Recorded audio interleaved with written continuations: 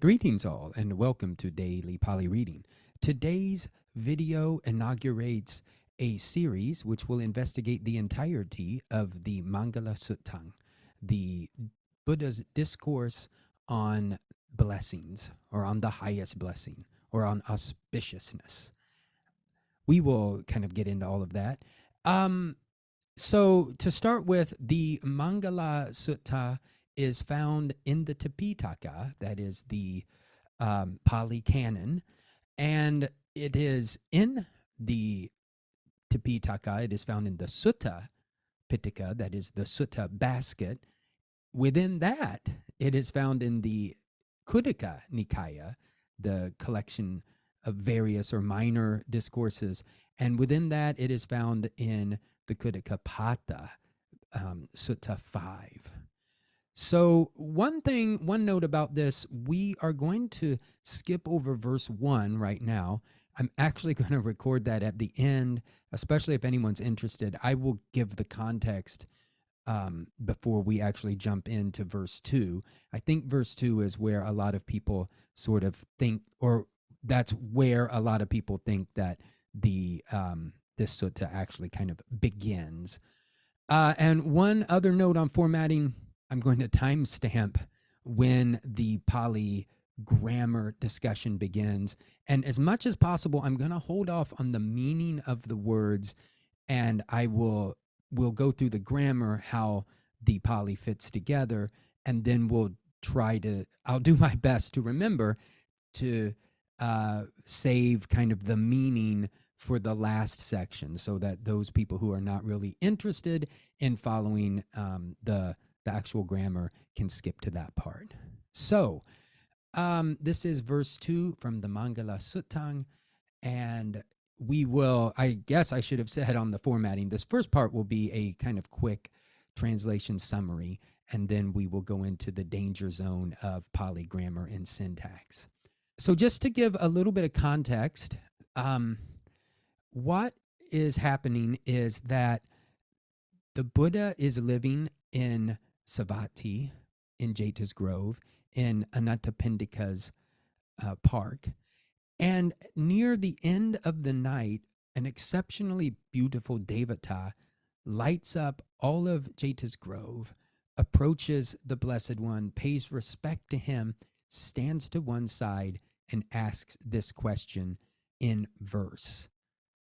Bahū devā manussā ca maṅgalāni acintayuṃ. Ākaṅkhamānā sotthānaṃ brūhi maṅgalamuttamaṃ.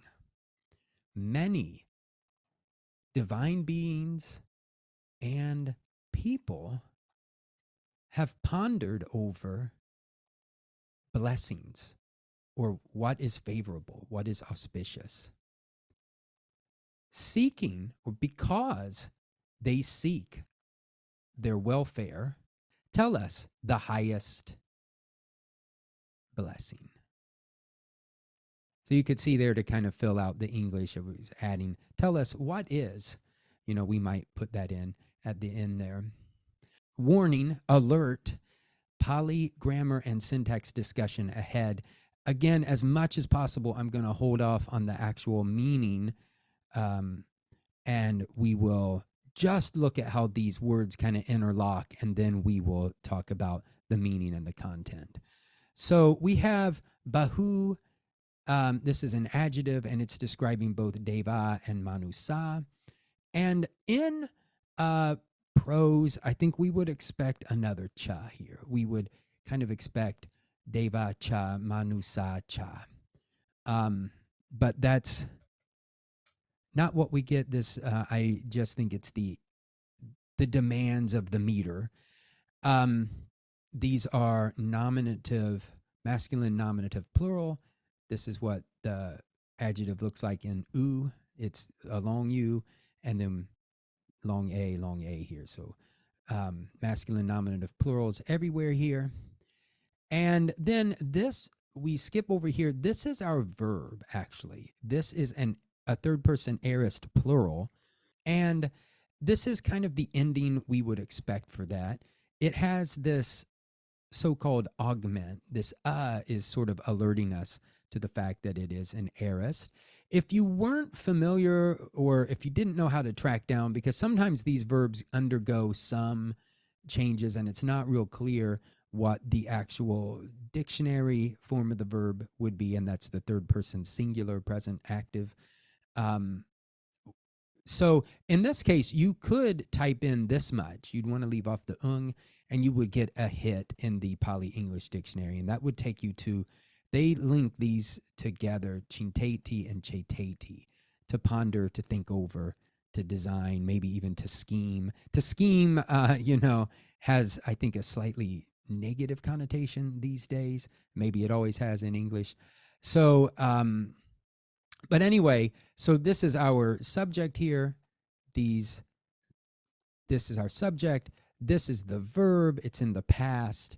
They have pondered over, and then this is our object. By itself, we wouldn't know. This is a neuter word, maṅgalang, and neuters in the nominative and the accusative always have the same form. Now, and that's singular has one form, plural has another. This is the plural form. But we know since we know we have a subject, we know we have a verb, and it's a transitive verb, that this is probably our object. So that's, the accusative case here would fulfill that. And for now, again, we're just going to kind of leave this to the side. We're going to leave the meaning to the side. Maṅgalāni is plural, so blessings for now. That's our placeholder. In this next line, we have ākaṅkhamānā. Now, this is a participle. When we see this mana, or man, actually, and then with an ending, we can think, I think initially this was like, or maybe in Sanskrit, it's a middle participle. In Greek, this would be like a men. We would see that. But in Pali, this just has the meaning of an active participle. So the verb, the actual verb that's from, is ākaṅkhati, to wish for, think, or desire. Since a participle is a verbal adjective, it's going to have some verbal features, like it could, in this case, since it's a transitive verb, it will take an object, but it will also agree with the noun it's modifying in case and gender. So it's going back here with devā, manussā. So it's masculine nominative plural. And we might add here, and I should bring this up. Well, we'll put this under the heading of Pali Grammar and Syntax. This participle, we might be able to get away with translating it as because. It's giving a circumstance under which this following clause is kind of spoken, or delivered. So because they seek, but if we didn't want to commit to that, we could just say seeking, these devā, manussā, seeking sotthānaṃ. Sotthānaṃ is a neuter accusative singular, and it means blessing or welfare. So maybe because they seek, because gods and men seek, maybe their own welfare. Now, this last little clause, this last gata, is a request from a devata. Brūhi, this is the second person singular imperative. This devata is asking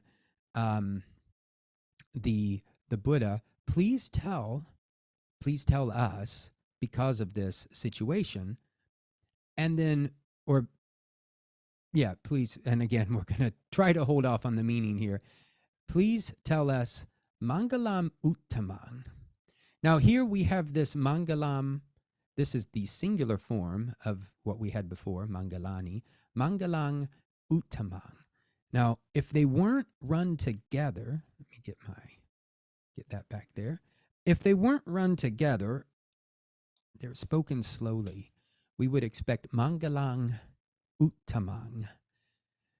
But because they are spoken together, and a word with a vowel follows this that changes into M. So we get maṅgalamuttamaṃ.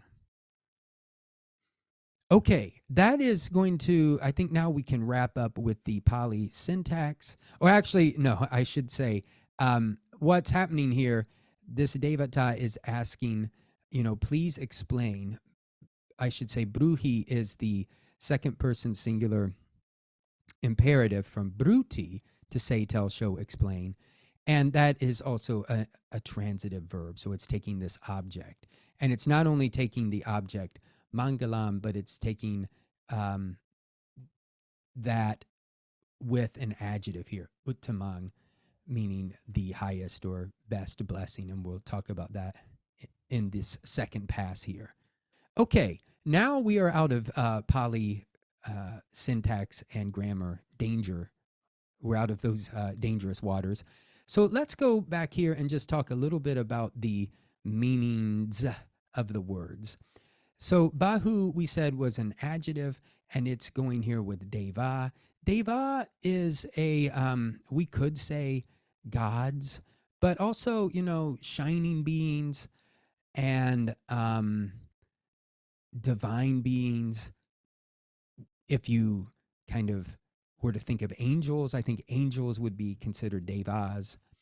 Manussā is is a person. I think in Thai they pronounce this manut, so that means a person.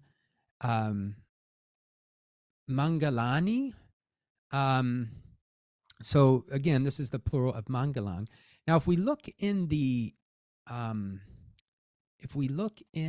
commentary, we will get this little gloss here, and the commentators tell us that maṅgalanti, and that's how that looks here if this T follows it, really means, and I'll skip over the Pali here, it's on the screen if you want to investigate that, power or potency, prosperity, and every happiness. So that's what's under discussion here. It's not simple. We can't just simply say blessing. This is quite a bit of, this is, I would say, quite a bit more than that. And you can see I can't type here with the microphone in front of me. I can barely type without it. So 1 second, my apologies. There we go.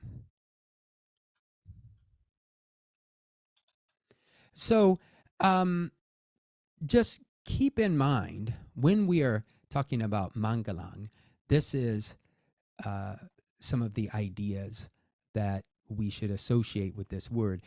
We are not making a formal translation here, so we are just trying to extract the meaning from the Pali. If we had to make some sort of translation, we would have to footnote our translation and make an explanation about this. Likewise, acintayuṃ, they tell us here that it's cintesuṃ. This is just an alternate form for the same. It would mean the same thing. So the commentators are telling us, just in case there was any debate about what this word came from, they're hoping this would point us in the right direction. Okay, now that takes us to this second line where we said that ākaṅkhamānā means that these devas and people are desiring sotthānaṃ, or sotthānaṃ, should pronounce it right. And that means like their blessing or their own welfare. So I think what's going on here is that this devata knows that the Blessed One is extremely compassionate. And the devata knows, like, hey, not all people, he doesn't say all, many divine beings and people seek out welfare. They seek out a blessing. They seek out kind of a good life. And so he's saying, tell us. And we might even say something like, please, I implore you, tell us And then we have this word again, mangalam. Tell us about mangala, the uttamaṃ. Now, when we get to this word uttamaṃ, it's not too hard to remember. The ut part means up. I think it's cognate with up. And now I'm someone who's really versed in etymology, can tell me, I imagine it's somewhat related to ultimate. And even if it's not, it can probably help you remember this word, uttamaṃ. If you think ultimate maṅgalāni, the ultimate blessing, the ultimate, favorable circumstance, the utmost, the highest, the greatest. So that's what's going on here. In the next verse, the Buddha will begin, at the next verse and continuing to the end, the Buddha will discuss the highest blessing or the highest maṅgalāni.